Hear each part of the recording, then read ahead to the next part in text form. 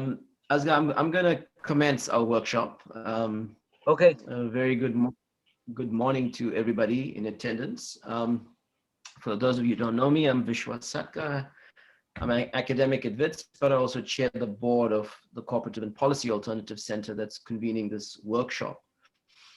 COPAC's a 21-year-old grassroots NGO, and we've been working on transformative alternatives throughout that period. The workshop today is being convened also together with a host of other allies. The South African Food Sovereignty, in which we've been leading the UBIG Now initiative in the country, the Climate Justice Charter Movement, which has now over 237 organizational endorsements, and other allies that have been fighting for a UBIG in South African society. We are hosting this workshop for four main reasons. I mean, the first reason is that we had a crucial moment in the early 2000s where the idea of a universal basic income grant was articulated. There was the Taylor Commission, and of course the government didn't really run with it. They chose another option in terms of our welfare system and a grants-based approach. Now we are sitting in a second moment in our history, and there's a political opportunity to secure a universal basic income grant for South Africa. Several organizations across South African society have stepped up to make the case and argue for a universal basic income. We've had organizations fighting around the COVID relief grant, like Backsash and others whom we support. We've had the food sovereignty campaign grappling with the hunger crisis, communities because of the poverty levels in South Africa, and eating dogs, cats, and so on. And food prices going up, and so beating the drum around urgent socioeconomic mitigation. We've had water-stressed communities, etc. But we've also had our step up in the national debate over the course of 2020. We've curated many of those internal interventions. There's at least probably over 30 odd articles that have been written, both in the mainstream commercial press, including editorials by the Financial Mail and the Business Day, actually, all calling for a universal basic income. But in addition to that, we have also had specialized focus, if you like. We invited Guy Standing to a webinar and on the UBIG Now platform, and everybody knows that Guy is one of the leading thinkers on the UBI in the world, and his webinar had a very important impact. Immediately after that, he was invited by the ANC ETC to come and present to them and so on.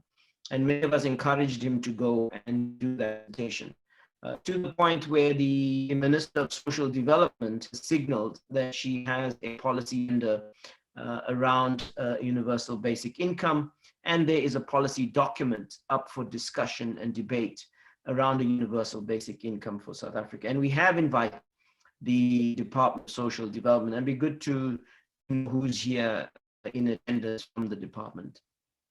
So and then of course we also try to capture the consensus from particular organizations around the universal basic income. So we put out a number of videos last year with talking heads, whether it was from gender-based activists, whether it was from the unemployed people's movements, whether it was from community organizations, the unemployed people's movements, from trade unions, climate and social justice organizations, etc. So we will share with you also a lot of those videos that we put out. But the point there was that we were trying to demonstrate that South African society across the board really wants a universal basic income grant. And that's the first thing, that there is a political consensus in our society that this democratic systemic reform is important. I think the second important reason why we're having this workshop is there's urgency. in our society. We know that the hard lockdown really revealed the underbelly of our society, the deep inequalities, and suffering across most segments of the working class and poorer sections of our community was very visible. That has disappeared. We are seeing that even around the COVID relief grant, that there are large queues outside post offices in South Africa. And of course, some despicable political behavior. But there's an indication there of desperation. People are lining up in those queues despite COVID and so on because they really need the support. So there's serious urgency in our society. South Africa had food riots in the course of 2020. We had food riots in Mitchell's Plain, we had them in PE, we had them in parts of Johannesburg. And if we're going to continue this year, of course, with the virus, probably going to enter a third wave, and other social control measures and an economy that's not job creating, etc., we are still going to have a deep crisis of social reproduction. And there's going to be a lot of desperation. So there's urgency, there's a need for government to really beat socioeconomic mitigation. We disagree that a basic income grant can only take another 2-3 years. And we can come back to this debate about the mechanism that can be instituted and put in place. The reason why we're having this work, because as I mentioned, climate justice charter is for 37 and growing. We handed it to Parliament last year on World Food Day, October 16th, and we deliberate on it and adopt it. We've given a deadline until October 16th. But the charter calls also for the basic income grant, and it does that in the context of the climate crisis and the multiple shocks that we have to endure as a society.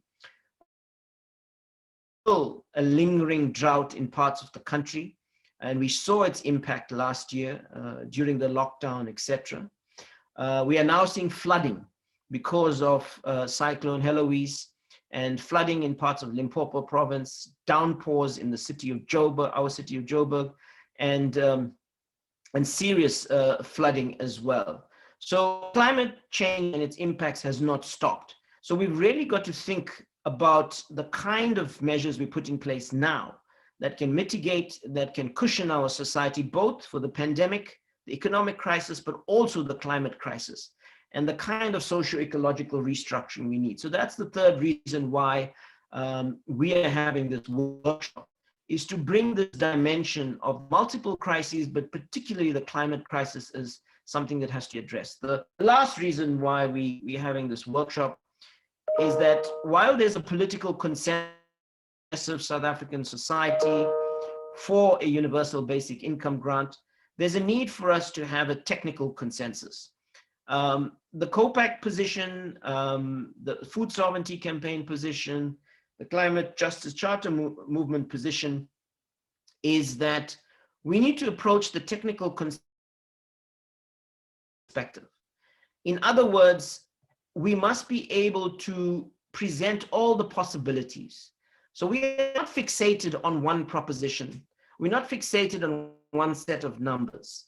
And it's fine, and we support those who are articulating very specific proposals. But we are trying today to put together a framework that's all embracing. So if there are advocates out there who just want a poverty line, we stand with them. We have no problems with that. But this is a moment in history where we also got to ensure that we are articulating a perspective that even if it is not fully realized now, but it is something that we can continue struggling for as we address these deepening and worsening crises.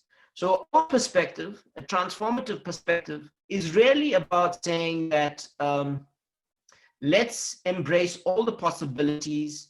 Whatever happens at the level of policy to move in this direction will be welcome.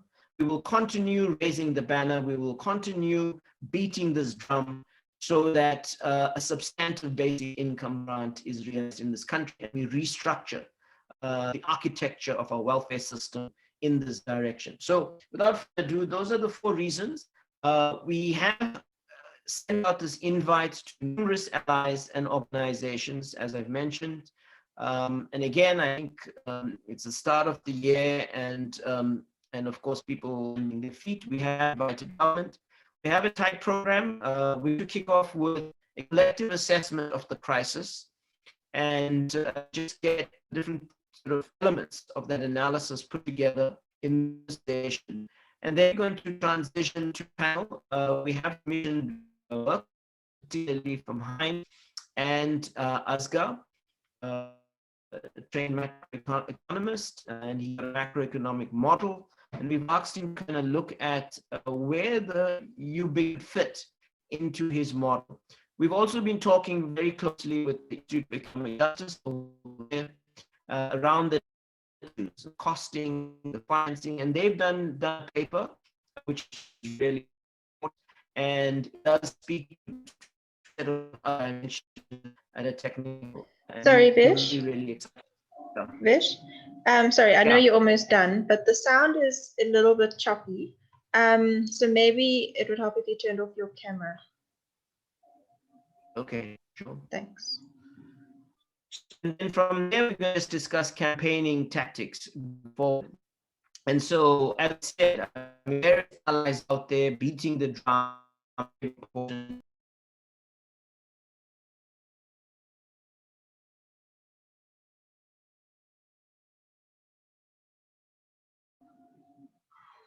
Okay, it looks like we just lost Vish.